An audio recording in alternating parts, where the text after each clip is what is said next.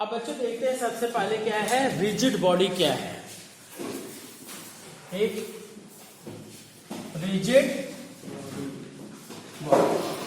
Rigid body क्या चीज है कि कोई भी ऑब्जेक्ट जिसकी फिक्स साइज है, शेप है, ठीक, and the relative separation between its particles remains constant even on the application of external force। ठीक, जैसे अभी हम कहें ये मार्कर है जी, आप इधर फोर्स लगाइए चाहे इधर फोर्स, थोड़ा सा देखिएगा ये बेंड कर जा रहा है, पूरी तरह से रिजिड नहीं कहोगे, पर क्या है कुछ हद तक ये भी रिजिड होगा। ठीक, तो जैसे क्या है, डस्टर है, सारी के सारे पत्थर है, वो सब रिजिड का है ना।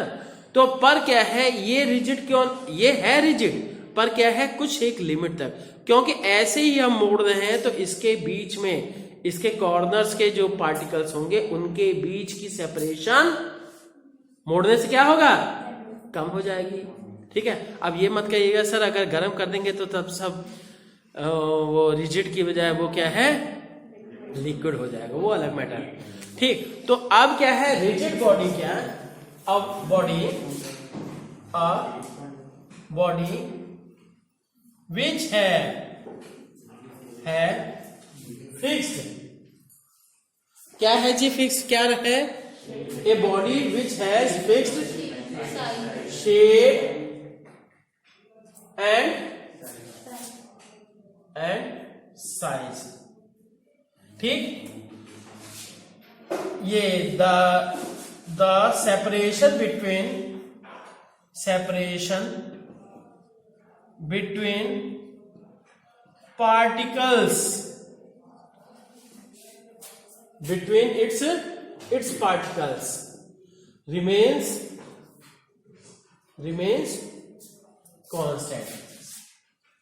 कांस्टेंट। ठीक है, एग्जाम्पल के तौर पे कह दें स्टोन। ठीक, आयरन की शीट रिजिड होगी नहीं, वो थोड़ा बहुत भी फोल्ड हो जाती है, पर आयरन का छोटा सा पीस जो है रॉड का वो रिजिड है। लंबा सा पीस कर दोगे तो क्या होगा, वो रिजिड नहीं, क्योंकि लचक आ जाएगी उसको। पर हर एक चीज को क्या है, एक फिक्स सिचुएशन तक हम रिजिड कह सकते हैं।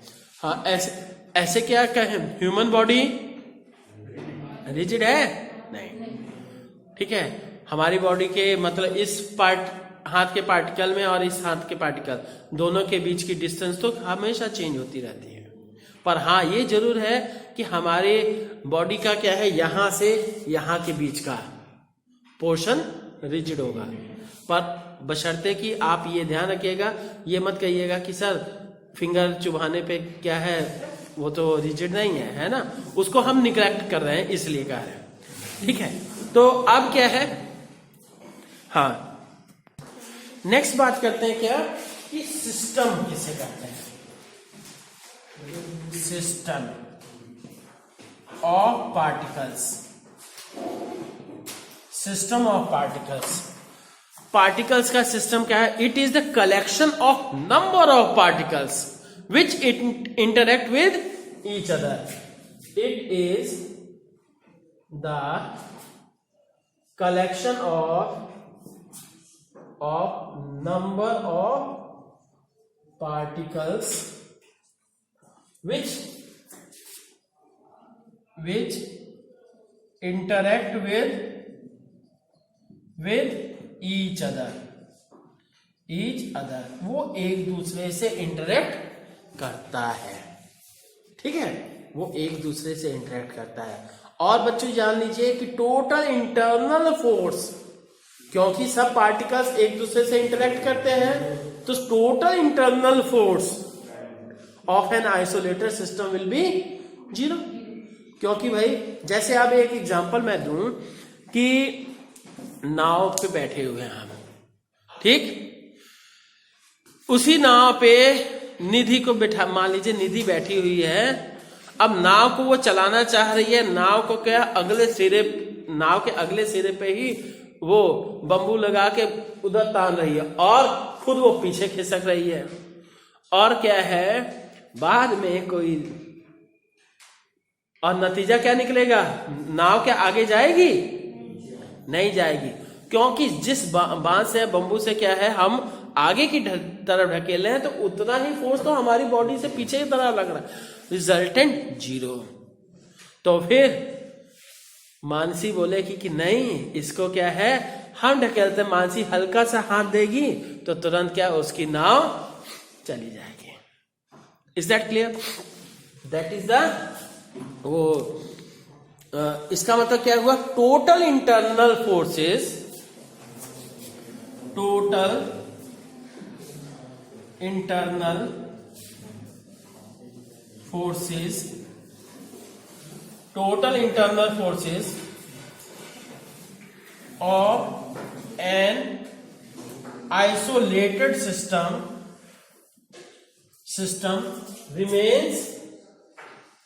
Remains constant. ठीक है, पूरी तरह से कांस्टेंट रहता है टोटल इंटरनल। ये क्या है, क्योंकि action equals to opposite of reaction, तो इसलिए तो हो गया जी। नेक्स्ट देखते हैं जी, types of motion of a rigid body, या कहिए मोशन ऑफ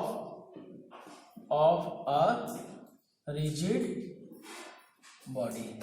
किसी रिजिड बॉडी का मोशन कैसा है, कितने टाइप्स का है?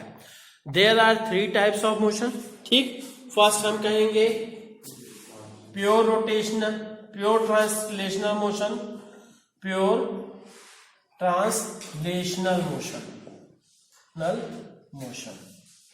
ठीक, तो अब प्योर ट्रांसलेशनल मोशन में क्या दिया जाए, जैसे क्या है कि ये कोई इंक्लाइन प्लेन हो गया जी, यहां से हमने क्या है किसी ब्लॉक को छोड़ दिया है, ब्लॉक का क्या है, ब्लॉक के सभी पार्टिकल्स की स्पीड क्या है, सेम होगी, बशर्ते कि वो लुढ़कना ना शुरू करे। ठीक, तो अब क्या है,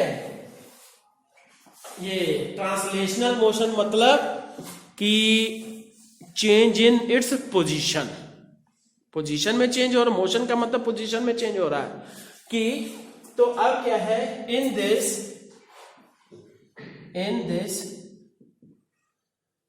the speed of all particles,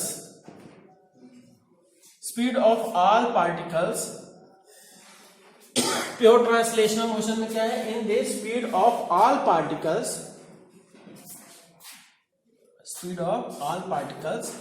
will be of the system will be same, या कहिए कि all the particles of the system will move with same speed या same velocity। ठीक है, that is called translational motion. जैसे किसी चीज को हम ढकेल रहे हैं, अभी जैसे क्या है, और एक एग्जांपल दें, जैसे कोई गाड़ी चल रही है या साइकिल ही चल रहा है, साइकिल के चक्कों का नहीं, साइकिल की बाकी बॉडी में ट्रांसलेशनल मोशन है, पर चक्कों में क्या है, टायर्स में उसके रोटेशनल मोशन है। ठीक, तो अब क्या है, second one is pure rotational motion. Pure rotational motion क्या है जी, कि ऐसा मोशन जिसमें कि all the particles of the system moves या revolve around a specific axis, around a fixed axis. in this all the particles of the system will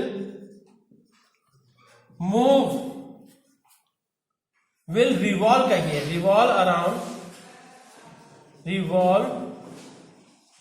around a fixed axis, fixed axis के about वो पूरी तरह से revolve करेगा। ठीक है, तो अब क्या है जी एग्जाम्पल इसका, कोई बताइए। हाँ, अरे पंखा देख लो छत पे लटका हुआ है ना, ठीक है, वो झूले की बात छोड़िए, पहले आप अपने सराउंड फिजिक्स में सब आप सराउंडिंग पे देखिएगा, सब जगह फिजिक्स ही फिजिक्स है। वैसे तो हर एक साइंस मिल जाएगी हाँ, तो अब क्या है, मोशन ऑफ फैन, ठीक है, फैन का मोशन क्या है, रोटेशनल मोशन है। ठीक, अब देखिए नेक्स्ट क्या है, combination of translational and rotational motion. Third point is combination of rotational and translational motion, combination of rotational and translational motion. ठीक, तो अब क्या है इन दिस, तो ये दोनों का कॉम्बिनेशन हो गया जी। The body is moving with क्या, the body is moving with translational as well as rotational motion. Example क्या है, मोशन ऑफ ए रनिंग, ये motion of tyre of a running car. ठीक है, तो एग्जाम्पल क्या है, wheels of a running car, किसी कार के जो पहिए हैं उनमें क्या होता है जी, रोटेशनल मोशन का है। ठीक, तो आप देखते हैं जी,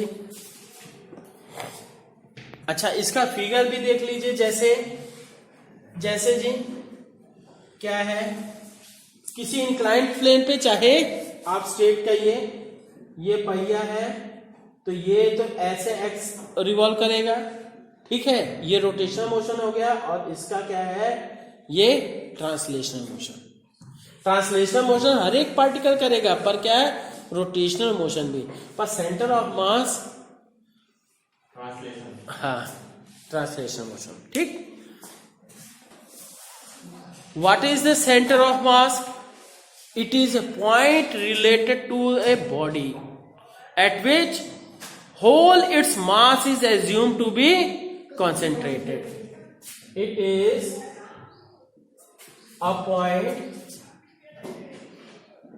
related to a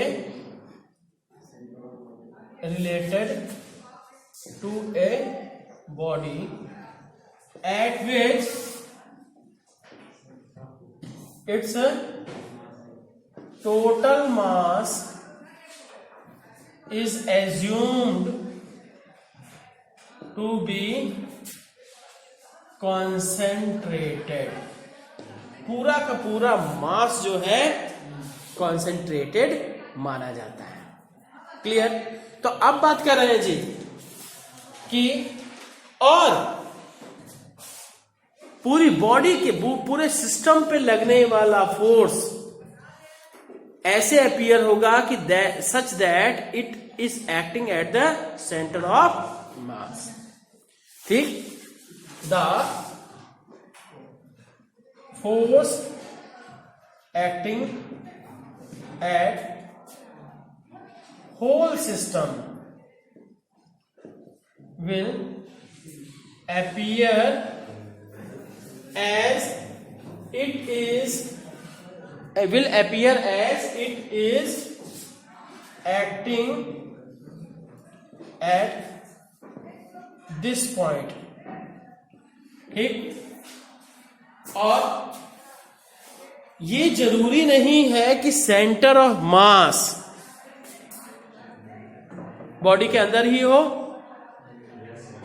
ये जरूरी है, ठीक है, ये कंपल्सरी नहीं है। ठीक, centre of mass may exist outside the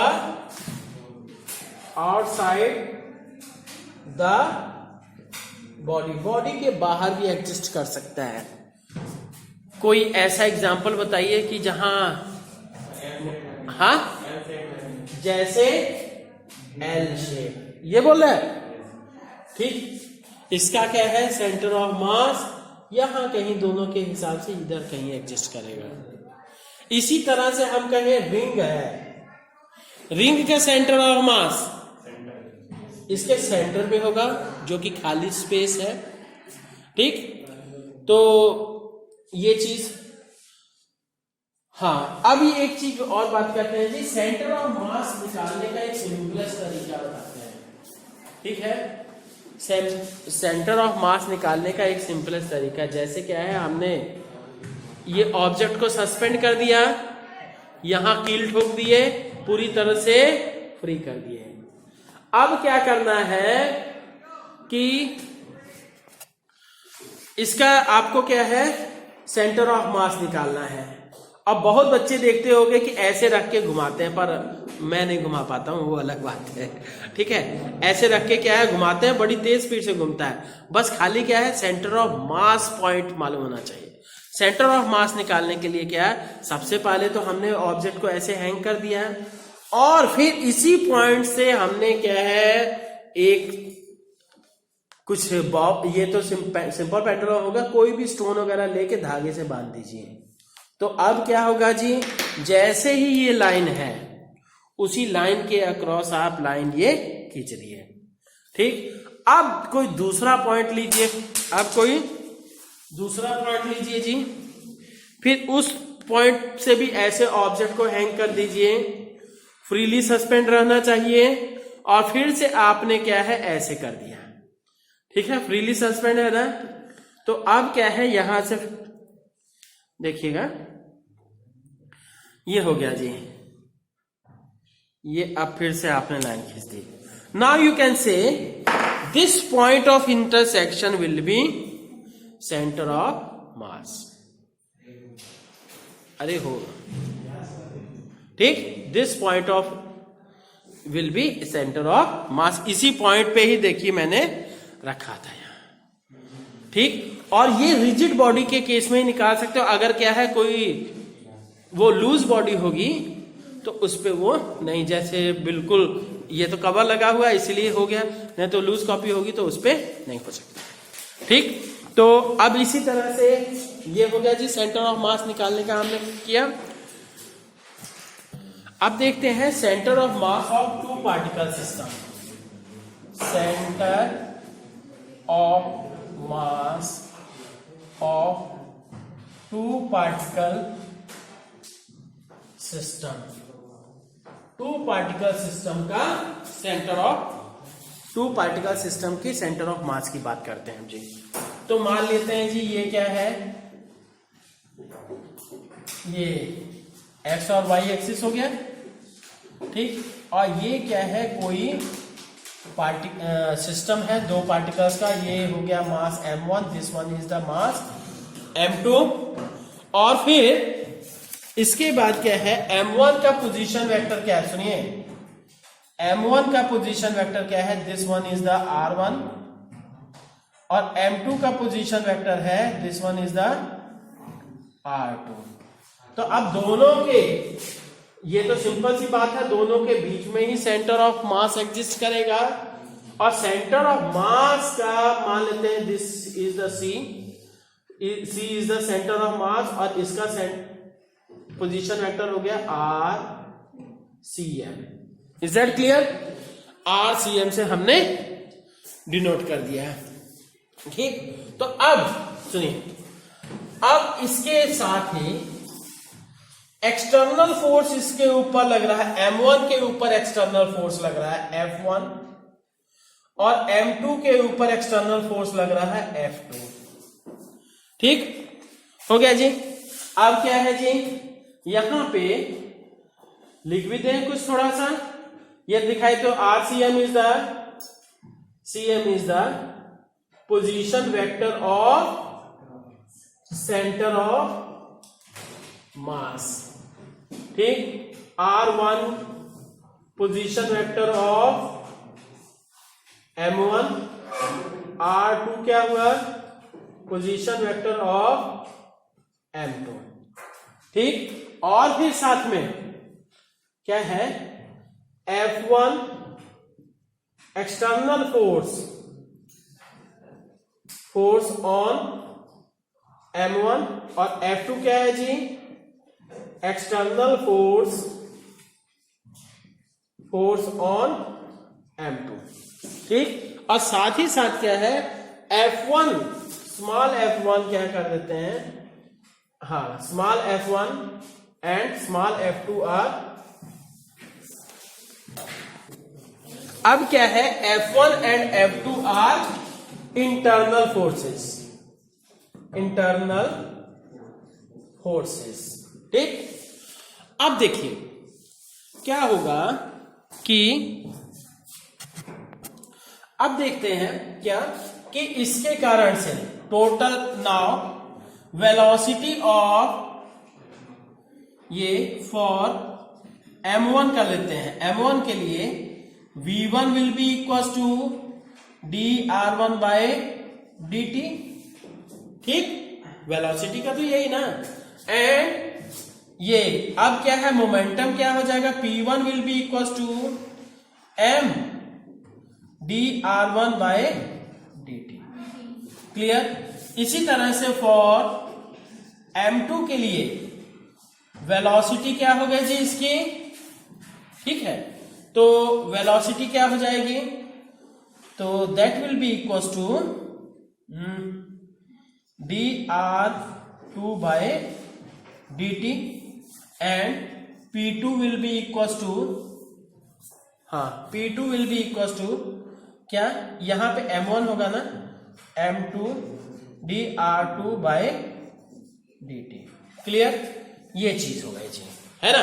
तो अब क्या करेंगे जी, है ना, अब क्या करेंगे कि नाउ डी, ये इसका rate of change of momentum, now dp1 by dt, इसके ऊपर टोटल लगने वाला फोर्स क्या हो गया जी, F1 प्लस स्मॉल f1, है ना, इंटरनल, ये इंटरनल फोर्स हो गया, ये एक्सटर्नल फोर्स, आल्सो ये dp2 by dt, dp by dt मतलब क्या है, rate of change of linear momentum, that is F2 plus F2। अब टोटल फोर्स, तो टोटल फोर्स क्या हो जाएगा जी, total force F1 plus small f1 plus F2 plus small f2, that will be equal to dp2 p1 by dt plus dp2 by dt, clear. तो और अब इसके बाद क्या हुआ जी, ये इतना हो गया। अब इसके बाद नेक्स्ट हम बात क्या करते हैं कि क्या हो जाएगा, ये हो गया सिंस टोटल इंटरनल फोर्सेस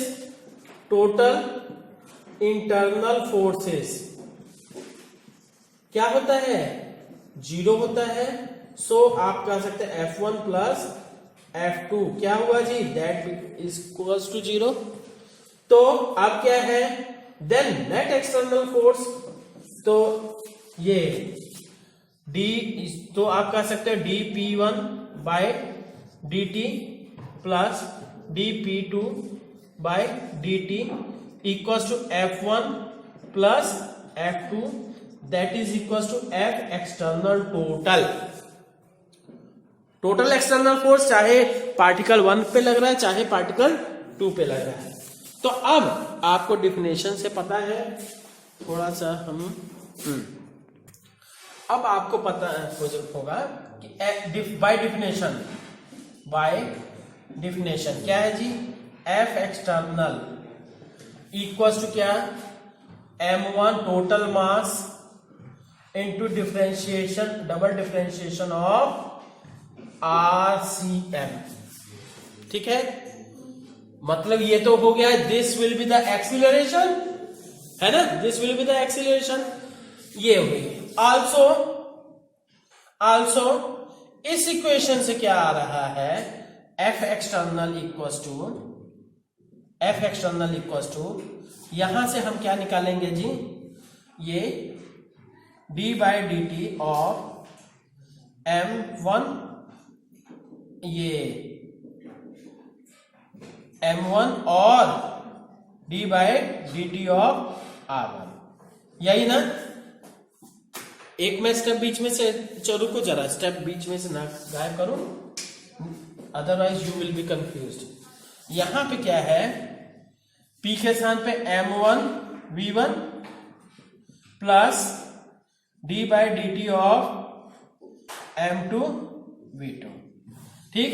अब क्योंकि since V1 equals to D R1 by D R2, D R1 by D T and V2 equals to D R2 by D T, तब क्या कर देंगे, then you can say F external will be equals to किसके बराबर होगा जी, ये क्या, double differentiation M1 D R1 by D T square, ठीक है ना, डबल डिफरेंशिएशन समझ में आ रहा है। तो इसी तरह से M2 D2 by D T square R2, clear. अब यहां से क्या है, हाँ, अब क्या है, ये डबल डिफरेंशिएशन भी इसका बाहर आ जाएगा, D2 by D T square, फिर M1 R1 plus M2 R2, clear. तो ये हो गया जी F एक्सटर्नल, है ना। तो अब इस इक्वेशन को और इस इक्वेशन को हम सब टैली करते हैं, ठीक। अब इस इक्वेशन का नाम रख देते हैं equation number 1 and this is equation number 2। From equation number 1 and 2, 1 और 2 से हम कर देते हैं, तो क्या हो जाएगा, यू विल गेट ये RCM, ये dt, ये स्क्वायर तो कट जाएगा दोनों तरफ का, और फिर RCM will be equal to M1 R1 plus M2 R2 divided by M1 plus,